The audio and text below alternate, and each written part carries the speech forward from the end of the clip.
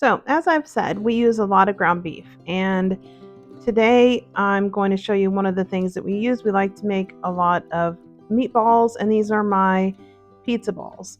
Um, I bought a huge bunch of fresh organic parsley from the store. I'm going to use just a tiny bit of it.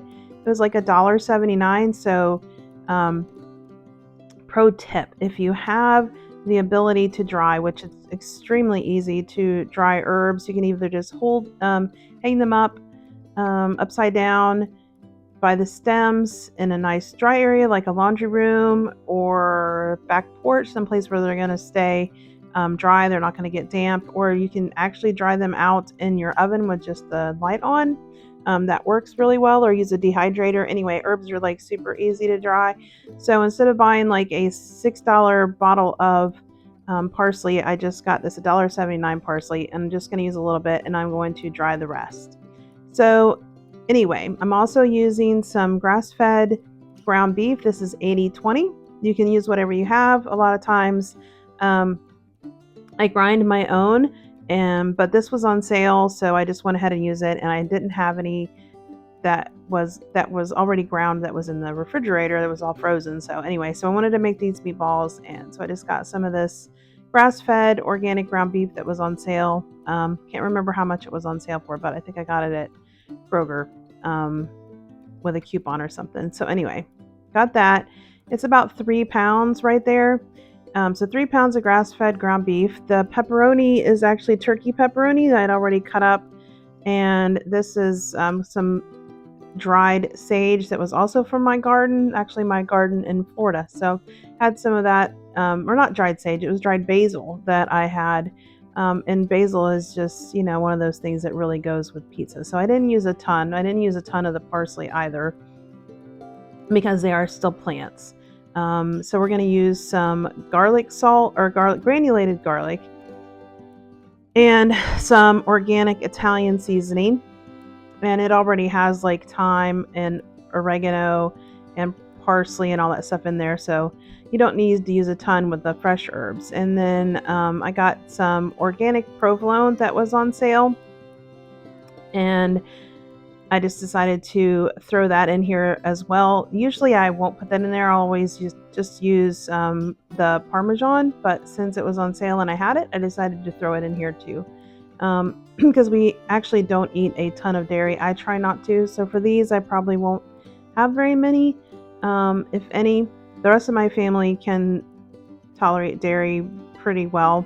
My gut just isn't there yet to where it doesn't really bother me, but I can see that when I do have dairy, I don't lose as much weight. So anyway, we're going to prioritize, even though I really love dairy, we're going to prioritize the weight loss for right now till my gut is able to tolerate it so that it doesn't inhibit me from losing weight. So anyway, so I very rarely have dairy, but I won't eat very many of these, maybe 2, if even that many.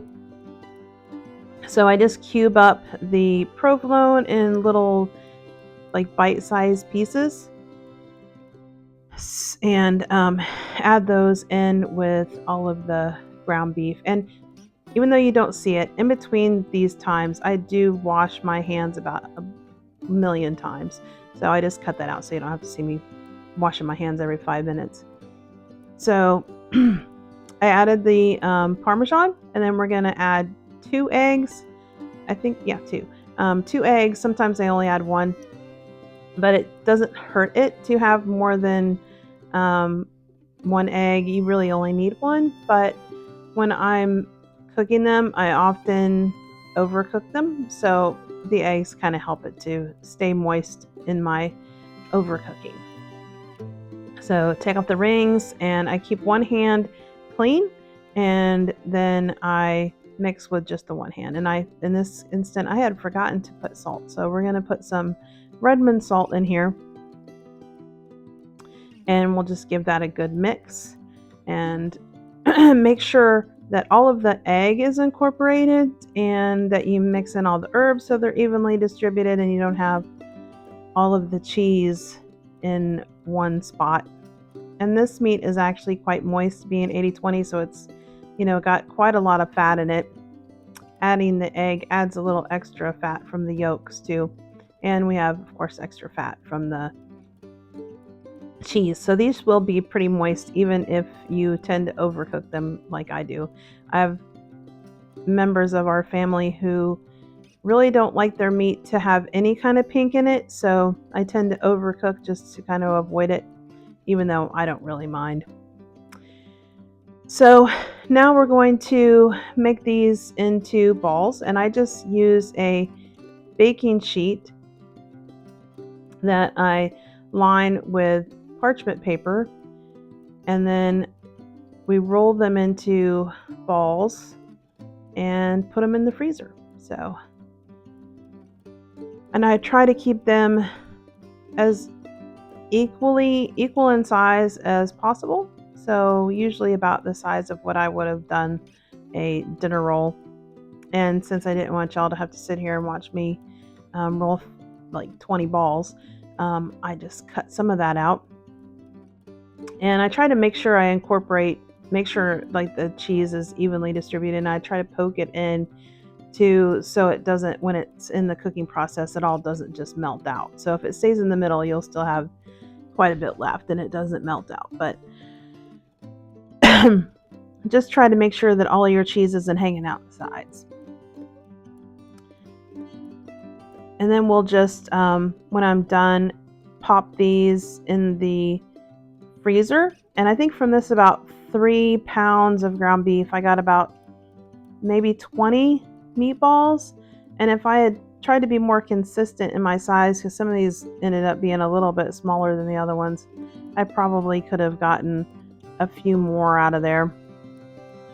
But I popped these in the freezer and probably waited too long. They got a little bit of freezer burn going on there because it was like 3 days before I came back, and I remembered that I had those meatballs in the freezer. So anyway, pizza balls for later.